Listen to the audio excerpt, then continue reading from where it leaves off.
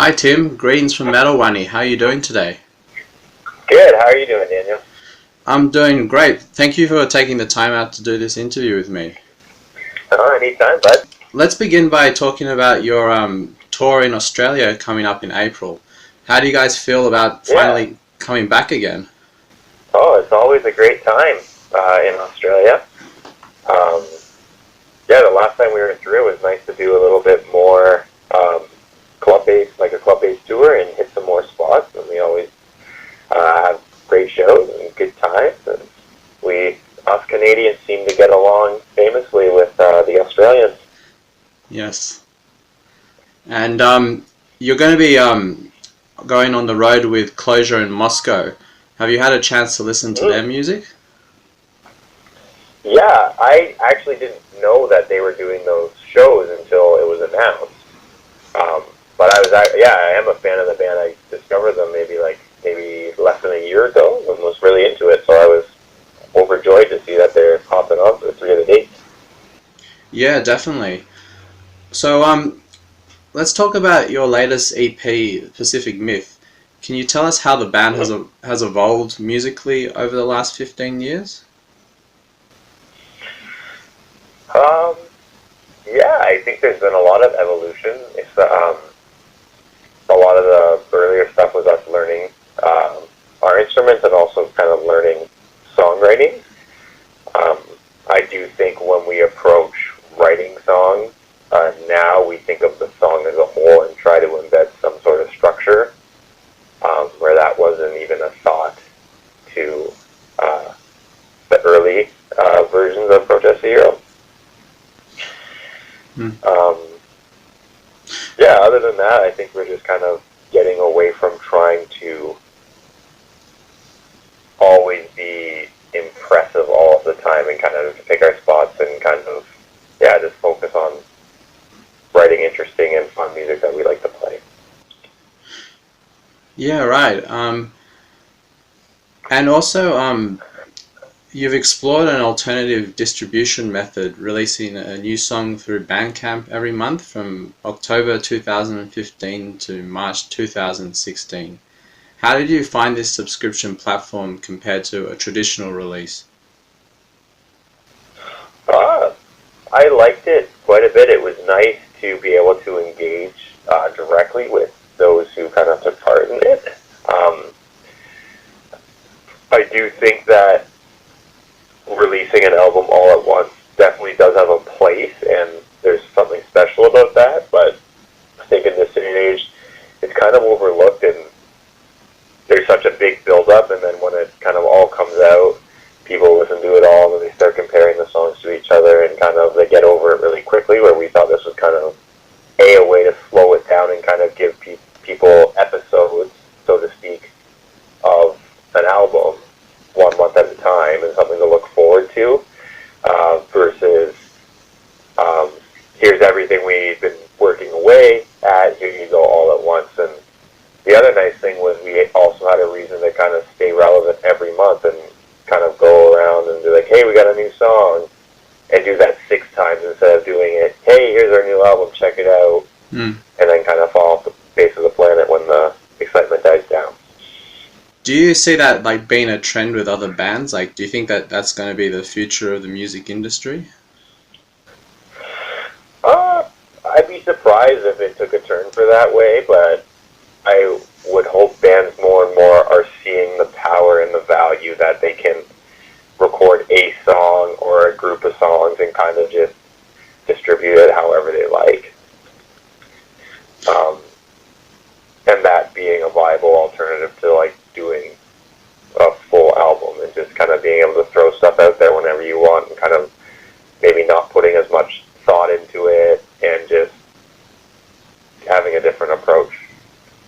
I believe bands like Neo Obliviscaris have made it big on Patreon, which is another subscription platform. And there are bands who are starting to approach this method, especially now with streaming services and downloading. I had heard of the Oblascaris Patreon. I haven't visited it, but what I've seen with other artists is like it's a way for them to subsidize their monthly expenses so they can continue working on their craft. So it's kind of, I feel like the music industry is in such a financial state of disrepair, and it's not getting fixed that bands are actually having to go to their fans directly and be like, for a couple bucks, I can pay my rent and buy my groceries and keep making music. Which, it's more power to them if they're doing that and it's working successfully, and it's actually probably more beneficial to the fans of that band to give the bands that they like a few dollars, because they will in turn and in long term probably get more music and more quality music from the bands that they like. Yes. And I think that's the biggest problem right now, is the people that are supposed to be the fans of the band and helping them are usually hurting them more and not financially helping them continue to build a strong business. So people are having to go directly to their fans and try to get that source of income to try to make a living to continue doing the band thing full time.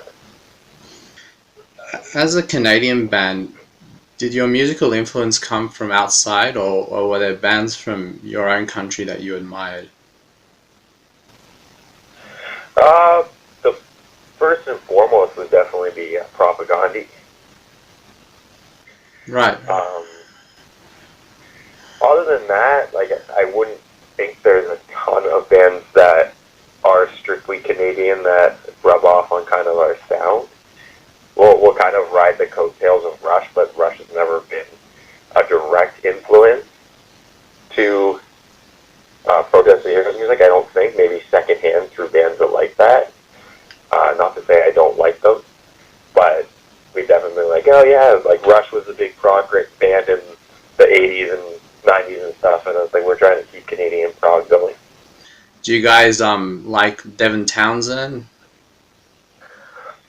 I haven't heard a ton of his stuff, but the stuff I have, I've enjoyed. I know he's definitely a great guitar player and a great writer, but just have never, any of his projects, like Devin Townsend Project or Strapping Young Lad, it's just never been something that I entirely got into. Oh yeah, well I could see you guys perhaps doing a tour with Devin Townsend or even the band Periphery. Yeah, we toured with Periphery a while ago, but yeah, we've tried to tour with Devin Townsend, but it's just competitive. In Canada, it'd be kind of cool because I think he does a lot better outside of Canada than he does in Canada. So it might be kind of cool to do the Canadian thing together. Yeah, that would be cool. I was curious to know, like, what subgenre of metal do you guys see yourselves in? You mentioned progressive metal, but are there actually bands that you would see yourselves touring with as well, like in any particular subgenre? Yeah, I always find it really hard to put a label on our music, but yeah, I think the kind of ones that I would say, like, I do think Closure in Moscow is a pretty strong match.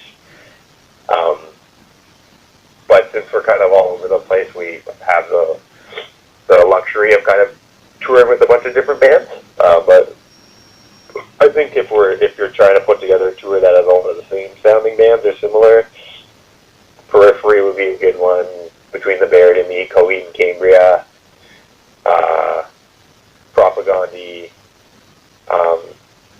Yeah, that would be a few that I can think of on the top of my head. I'd love to do something like Dream Theater or Symphony X or something like that.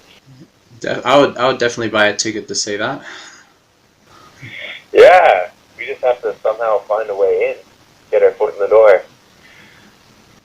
And after the tour is finished, what are the band's plans for the rest of the year? They're kind of up in the air at the moment. We're going to focus on writing and try to follow up with something as soon as possible. But there might be some other touring plans that materialize, but it's a pretty open slate at the moment. Okay, well, we look forward to seeing you guys come back to Australia again. Yeah, no, I'm looking forward to it as well. And thanks for taking the time out to speak with me today. Yeah, good talking to you, bud. All right, have a good day. All right, you too. Bye.